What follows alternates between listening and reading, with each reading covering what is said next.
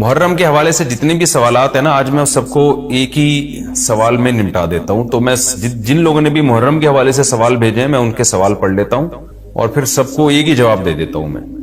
تو پہلا سوال ہے جی، محرم میں کالے کپڑے پہننا. یہ محمود صاحب نے انڈیا سے پوچھا ہے کہ محرم کے مہینے میں بلیک کپڑے پہننا کیسا ہے. اچھا، ایک اور سوال محرم کے حوالے سے پوچھا ہے جی، محرم میں نکاح کرنا کیسا ہے.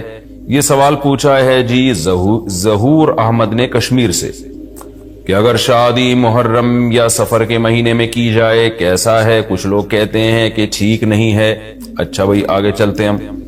10 محرم کو کون کون سے نبی کو نجات ملی. یہ سوال پوچھا ہے جی محمد نے. انہوں نے پوچھا ہے کہ جی کیا ان سب باتوں کی کوئی اصل ہے کہ آدم علیہ السلام کو آسمانوں سے 10 محرم کو اتارا گیا، حضرت نوح علیہ السلام کی کشتی اسی دن ٹھکانے لگی، حضرت ابراہیم علیہ السلام کو 10 محرم کو آگ میں ڈالا گیا، اس کی کیا حقیقت ہے. آگے ایک اور سوال پڑھ لیتے ہیں ہم. کیا قیامت محرم میں آئے گی؟ کیا قیامت 10 محرم کو قائم ہوگی؟ محمد فہد نواز ڈیرہ اسماعیل خان سے. اچھا جی آگے پوچھتے ہیں جی عاشورہ کے روزے کی فضیلت. یوم عاشورہ کے روزے کا کیا حکم ہے؟ محمد اقبال جموں کشمیر سے. اسی طرح عاشورہ کے دن کے حوالے سے ایک سوال پوچھا ہے جی 10 محرم کے ساتھ ایک دن کا روزہ ملانا، کیا صرف یوم عاشورہ کا روزہ رکھا جا سکتا ہے یا 10 محرم کے ساتھ 9 یا 11 کا روزہ ملانا بھی ضروری ہے؟ یہ سوال پوچھا ہے جی ساجد صاحب نے کراچی سے. عاشورہ میں قضا روزے کی نیت کرنا، کیا کسی کے قرض روزے رہتے ہوں اور وہ عاشورہ کے دن میں قضا روزے کی نیت بھی کر لے تو وہ قضا روزہ ہو جائے گا یا نہیں؟ یہ محمد اسماعیل نے راول پنڈی سے پوچھا ہے جی محرم کے دنوں میں روزے رکھنا، یعنی محرم کے عام دنوں میں روزے رکھنا. یہ سوال پوچھا ہے جی کیا محرم کے پہلے تمام 10 دنوں میں روزے رکھ سکتے ہیں؟ یہ صوبیہ ناز صاحبہ نے پوچھا ہے کرناٹک انڈیا سے. 10 محرم کو دسترخوان وسیع کرنا، یہ بڑا دلچسپ سوال ہے، اس میں میرا خیال ہے سب کو بہت زیادہ دلچسپی ہوگی. 10 محرم کے دن دسترخوان وسیع کرنے کی کیا فضیلت ہے جبکہ 10 محرم کو روزہ رکھا جاتا ہے؟ 10 دن میں کچھ کھاتے پیتے نہیں اور افطار کے وقت 11 محرم شروع ہو جاتی ہے، تو اس حدیث پر کس طرح عمل کیا جائے گا؟ عائشہ صاحبہ نے کراچی سے پوچھا ہے. اور ایک اور سوال ہے جی محرم میں حلیم بنانا کیسا ہے؟ کیا محرم میں شوقیہ حلیم بنانا اور کھانا جائز ہے؟ محمد زبیر. اور اسی سے ملتا جلتا ایک سوال ہے جی حلیم کا تلفظ کیسے کریں؟ سبحان اللہ، یہ محرم میں لوگ حلیم بنائیں گے تو کچھ حلیم کو دلیم کہہ رہے ہوں گے، کچھ سلیم کہہ رہے ہوں گے، کچھ وسیم کہہ رہے ہوں گے. تو اس سے پھر سلیم اور وسیم کو تو غصہ آئے گا کہ یار ہمارا نام حلیم کو کیوں دے رہے ہو. تو یہ بھی سوال پوچھا ہے جی حلیم کو حلیم بولنا چاہیے یا دلیم بولنا چاہیے، اس بارے میں وضاحت فرما دیں. محمد طاہا. یہ سارے محرم اور محرم سے ملتے جلتے سوال تھے آج کے سیشن میں، تو میں نے کہا ایک ہی دفعہ میں سارے سوالات میں پڑھ لوں، پھر ایک ہی دفعہ میں ان سب کے جوابات ہو جائیں تو اچھا ہے. دیکھیں محرم کے بارے میں غلط فہمیاں بہت ساری ہیں. پہلے تو میں یہ عرض کروں محرم کی اسلام میں فضیلت کیا ہے اور کیوں ہے یہ فضیلت. رسول اللہ صلی اللہ علیہ وسلم نے فرمایا کہ محرم کو آپ صلی اللہ علیہ وسلم نے شہر اللہ قرار دیا ہے. صحیح حدیث ہے کہ آپ صلی اللہ علیہ وسلم نے فرمایا، صحیح مسلم کی حدیث ہے کہ رمضان کے روزوں کے بعد سب سے زیادہ جو روزے افضل ہیں وہ شہر اللہ المحرم، اللہ کے مہینے محرم کے، یعنی اللہ کی طرف اس محرم کی نسبت کی جا رہی ہے. تو یہ ایک بڑی فضیلت کی چیز ہے. اور قرآن میں جن 4 مہینوں کو محترم قرار دیا ہے، عرب ان مہینوں میں جنگ و جدال کو حرام سمجھا کرتے تھے کہ یار یہ ناجائز ہے، اس میں جنگ نہیں کرنی چاہیے، ان مہینوں کا احترام لازم ہے. ان میں 4 مہینوں میں محرم بھی ہے، محرم، رجب، ذی الحجہ، ذی قعدہ، ذی الحجہ، یہ 4 مہینے ہیں جو محترم ہے. لیکن ان میں پھر رجب بھی داخل ہے اور ذی قعدہ بھی اور ذی الحجہ بھی، تو یہ بھی ہے. اور 10 محرم کے روزے کی بڑی فضیلت ہے. آپ صلی اللہ علیہ وسلم نے فرمایا 1 سال کے گناہوں کی معافی کا ذریعہ بنتا ہے. لیکن آپ نے فرمایا کہ یہودیوں کی مشابہت نہ کرو، کیونکہ یہودی 1 روزہ رکھتے ہیں تو ہم 9، 10 یا 10، 11 2 روزے ملائیں گے. تو یہ محرم کی فضیلت ہے. اور یہ کیوں ہے اس کی ہمیں وجہ معلوم نہیں ہے. جیسے کسی نے ابھی بھائی نے سوال پوچھا نا ایک کہ اس میں کوئی واقعات ہوئے تھے، تو پہلے میں بتا دوں 10 محرم میں جب نبی صلی اللہ علیہ وسلم نے محرم کے مہینے کی یہ فضیلت بیان کی تو اس کو کسی واقعے کی بیس پہ بیان نہیں کی ہے. اس بارے میں جتنے واقعات ہمارے پاس منقول ہیں کہ آدم علیہ السلام جنت سے زمین پہ آئے تھے، یا قیامت آئے گی اس دن، یا یہ کہ اور پتہ نہیں کیا کیا ابراہیم علیہ السلام کو آگ میں ڈالا گیا، یہ سب من گھڑت ہیں، اس کی کوئی حقیقت نہیں ہے، موضوع روایتیں ہیں۔ البتہ اس دن موسیٰ علیہ السلام اور بنی اسرائیل کو فرعون سے نجات ملی تھی، اس بارے میں روایت سندن بہتر ہے، یعنی اس کو مستند روایت کہا جا سکتا ہے۔ تو وہ یہ کہا جا سکتا ہے کہ 10 محرم کو موسیٰ علیہ السلام اور بنی اسرائیل کو اللہ نے فرعون سے نجات دی تھی، اسی بیس پہ یہودی روزہ رکھا کرتے تھے اس دن۔ تو یہ روایت کے علاوہ باقی جتنے بھی واقعات ہیں سب من گھڑت ہیں۔ باقی حضرت حسین رضی اللہ تعالی عنہ کو جو کربلا میں شہادت ملی ہے، وہ تو 10 محرم، وہ تو فضیلت تو اسلام میں پہلے سے تھی، تو حضرت حسین رضی اللہ تعالیٰ عنہ کا واقعہ تو بعد میں ہوا ہے، تو اس سے حضرت حسین کی شہادت کو اور فضیلت مل گئی کہ آپ کو ایک مقدس دن میں اللہ تعالیٰ نے شہادت عطا فرمائی ہے۔ تو اب کیا مسئلہ ہے، اب میں جو ہے نا نمبر وار سوال پڑھ کے بتاتا ہوں، نمبر وار جو ہے نا، تاکہ وہ بحث ہماری گچ مچ نہ ہو جائے۔ ابھی سارے سوال میں نے اکٹھے پڑھ لیے تھے تاکہ آپ کو پتا چلے کہ آج محرم کے بارے میں کیا معلومات ہم شیئر کریں گے، کیا مسائل میں بتاؤں گا۔ محرم میں کالے کپڑے پہننا، یہاں سے ہمارے سوالات شروع ہوئے تھے۔ محمود صاحب نے انڈیا سے پوچھا تھا، دیکھیں کالے کپڑے کسی بھی وقت پہنے جا سکتے ہیں، کالے کپڑے پہننے کے ناجائز ہونے کی ہمارے پاس کوئی دلیل نہیں ہے۔ سفید کو پسند کیا گیا ہے، نبی صلی اللہ علیہ وسلم نے فرمایا سب سے زیادہ پسندیدہ لباس وہ سفید ہے۔ کفنوا فیہا موتاکم، اپنے مردوں کو بھی اسی میں دفن کیا کرو، اس لیے سفید لباس کو آپ صلی اللہ علیہ وسلم نے افضل قرار دیا، اس میں پاکیزگی زیادہ ہے۔ باقی نبی صلی اللہ علیہ وسلم نے مختلف رنگوں کے کپڑے پہنے، اس کی علماء وجہ یہ بیان کرتے ہیں کہ اس زمانے میں غربت تھی، آپ نے سفید لباس کو پسند تو کیا لیکن نبی کے لیے ہر وقت سفید لباس کا انتظام کرنا آسان نہیں تھا، غربت تھی، لباس پہن لینا ہی بڑی بات ہوتی تھی کہ لباس مل جائے کسی کو۔ کتنے واقعات ہیں کہ ازار ہے تو قمیض نہیں ہے، قمیض بڑی مشکل سے کسی کو ملتی تھی، کچھ چادر نہیں ہے اوپر پہننے کی، اتنی غربت کا عالم تھا۔ تو اس میں آپ صلی اللہ علیہ وسلم یہ تکلف کرتے کہ ہر قیمت پہ میرے لیے سفید لباس لے کر آؤ، تو یہ آپ صلی اللہ علیہ وسلم کے مزاج میں جو سادگی تھی یہ اس کے خلاف تھا۔ تو آپ نے دنیا میں تکلف نہیں کیا، جو جیسا لباس ملا پہن لیا، پسند سفید کو کیا۔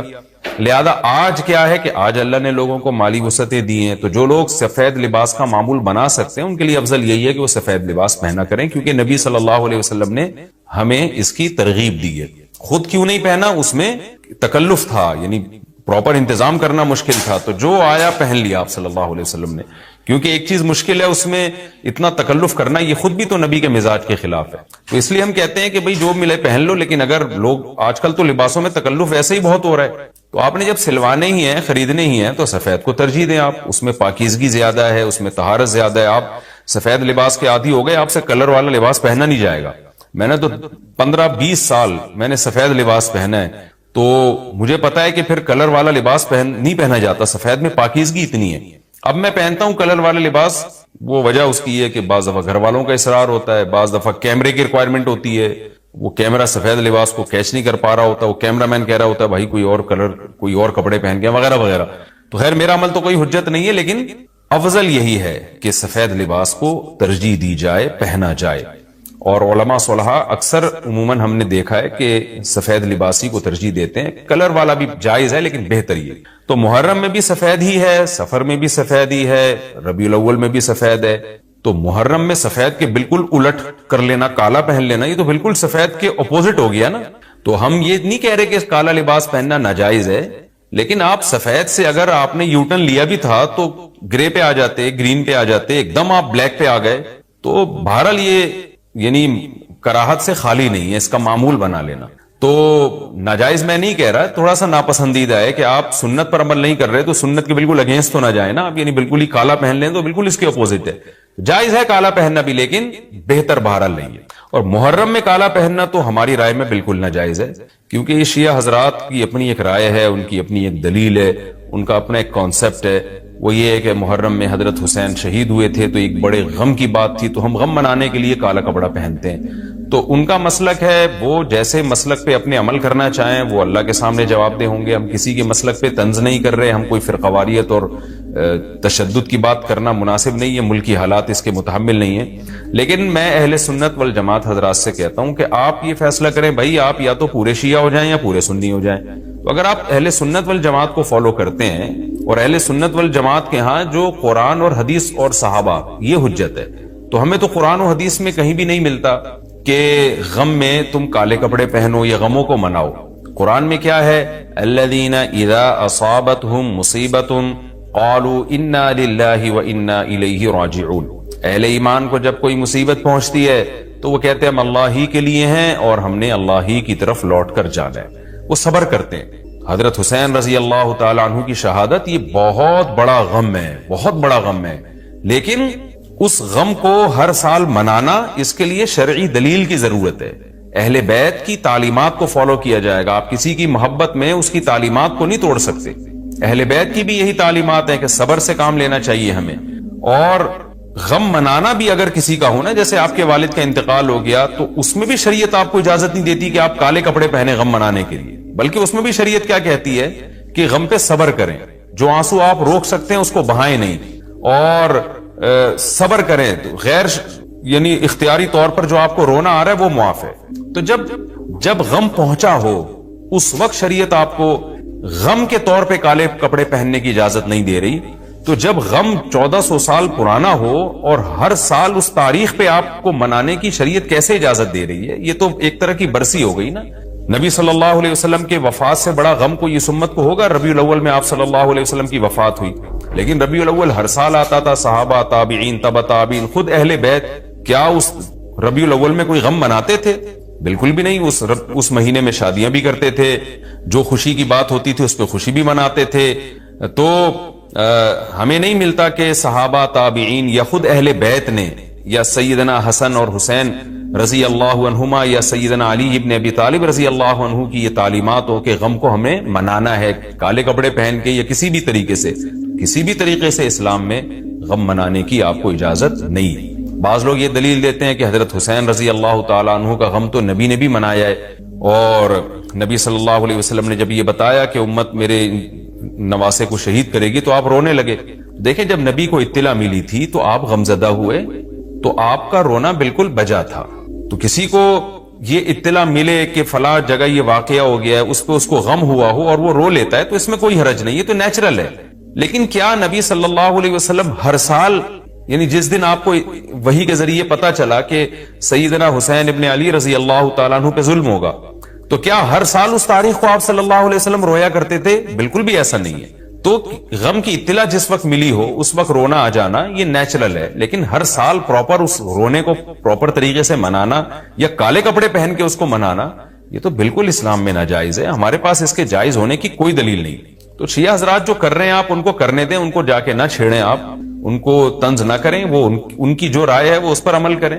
اسلام میں فرقے تو ہیں ہمیشہ سے، ہم نے تو یہ دیکھنا ہے کہ کون سا صحیح ہے، ہم نے تو اس کو فالو کرنا ہے. تو جو ہمیں صحیح لگے گا ہم اس کو فالو کریں گے. باقی ہم کسی کے نفرتیں پھیلانے کے بہرحال ہم قائل نہیں. تو جو وہ کر رہے ہیں آپ ان کو کرنے دیں، لیکن آپ یہ کام ہرگز نہ کریں، کیونکہ ہمارے لیے جو حجت ہے وہ قرآن، حدیث اور اہل بیت اور صحابہ کرام. تو ان کی جو تعلیمات ہیں ہم نے اس کو فالو کرنا ہے. ان کی تعلیمات میں کہیں بھی نہیں ہے، کوئی مستند روایت نہیں ہے کہ غم منانے کے لیے کسی نے کالے کپڑے پہنے ہو. غم منانا ہی جائز نہیں ہے، تو اس کے لیے کالے کپڑے یا کوئی اور کلر پہننا کہاں سے جائز ہو جائے گا؟ تو اس لیے محرم میں نارملی تو کوئی بھی وقت میں آپ کالے کپڑے پہن سکتے ہیں، لیکن محرم میں جب آپ پہنیں گے تو اس میں ایک تائید ہوتی ہے کہ گویا آپ بھی اس بدعت میں ان کی تائید کر رہے ہیں. اور رسول اللہ صلی اللہ علیہ وسلم نے فرمایا من تشبہ بقوم فہو منہم، جو کسی قوم کی مشابہت اختیار کرتا ہے وہ انہی میں سے ہے. تو اگر آپ چاہتے ہیں کہ آپ کا شمار قیامت میں اہل سنت والجماعت میں نہ ہو، آپ کو شیعہ مسلک ٹھیک لگتا ہے تو پھر پراپر آپ شیعہ مسلک پراپر پورے طور پر اختیار کریں. آپ آدھا تیتر آدھا بٹیر چلنا تو ٹھیک نہیں ہے نا. اور اگر آپ چاہتے ہیں قیامت میں آپ کا شمار اہل سنت والجماعت میں ہو تو پھر مکمل اہل سنت والجماعت کو فالو کریں آپ. تو ان کو جو ہے اپنے حال پہ چھوڑ دیں. میں پھر بتا دوں، میں لڑائی جھگڑوں کا قائل نہیں ہوں. شیعہ حضرات آتے ہیں یہاں پہ بیٹھتے ہیں، گپ شپ لگاتے ہیں، چائے پانی بھی چلتا ہے. میرے دوستوں میں بھی ہیں بعض شیعہ حضرات، سلام دعا ہے ان سے، لیکن مذہب پہ بحث نہیں ہوتی. لکم دینکم ولی دین. ہم اس سے کہتے ہیں ٹھیک ہے بھائی آپ اپنے رائے پر عمل کریں، بحث مباحثہ نہ کریں. ہاں جو سیکھنے کے لیے ہم سے آنا چاہے ہم محبت سے اس کو سمجھائیں گے، جو نہیں آ رہا سیکھنے کے لیے تو پھر ہم اس سے بحث نہیں کرتے. تو لڑائی جھگڑے نہ کریں، لیکن سنی حضرات کو، اہل سنت والجماعت کو، بل جماعت کا مطلب کیا ہے؟ ہم حدیث کو بھی مانتے ہیں، بل جماعت صحابہ کو بھی مانتے ہیں. تو صحابہ میں اہل بیت بھی داخل ہیں، اہل بیت کے علاوہ بھی صحابہ ہیں. تو کسی کی بھی، ہماری رائے تو یہی ہے کہ کسی کی بھی تعلیمات نہیں، ہمیں تو احادیث میں کچھ بھی نہیں ملتا. تو اللہ کا واسطہ آپ ایک رائے پر عمل کریں. اس لیے محرم میں آپ ان چیزوں کو فوکس نہ کریں. کالے کپڑے پہننا، غم منانا، یہ اسلام کی تعلیمات بالکل بھی نہیں ہے. تو یہ تو میں نے سوال کا جواب دیا کہ محرم میں اسپیسیفک کالے کپڑے اگر آپ پہنیں گے تو یہ ایک بدعت کی تائید ہوگی، تو نبی صلی اللہ علیہ وسلم نے تائید سے منع کیا ہے۔ اسی میں ایک سوال ہے جی، محرم میں نکاح کرنا کیسا ہے؟ یہ سوال بھی ظہور احمد نے کشمیر سے پوچھا ہے۔ محرم میں نکاح کرنا بھی جائز ہے، بلکہ ہمارے مسلک کے مطابق باعث برکت ہے، کیونکہ محرم کو اللہ کے نبی نے محترم قرار دیا ہے، جو قابل احترام مہینہ ہے تو مقدس ہے، تو مقدس مہینے میں عبادت کا ثواب بھی زیادہ ہوتا ہے، اور نکاح بھی شریعت میں عبادت ہے۔ نکاح کیسے عبادت ہے؟ شریعت نے نکاح میں عبادت کا رنگ ڈال دیا ہے۔ دیکھیں آپ کہ نکاح ایک معاملہ ہے، لیکن اس سے پہلے خطبہ بھی ہوتا ہے۔ خطبہ جمعے کی نماز سے پہلے ہوتا ہے، خطبہ عید کی نماز سے پہلے ہوتا ہے، خطبہ استسقاء کی نماز سے پہلے ہوتا ہے، خطبہ حج میں ہوتا ہے۔ یہ ساری عبادتیں ہیں نا جس میں خطبہ ہے، لیکن اسلام نے کیا کہا؟ نکاح سے پہلے بھی خطبہ ہوگا۔ اس کا مطلب اسلام نکاح کو عبادت قرار دے رہا ہے، نکاح میں عبادت کا رنگ بھر رہا ہے، تو عبادتیں تو مقدس مہینے میں زیادہ ثواب ہوتا ہے ان میں۔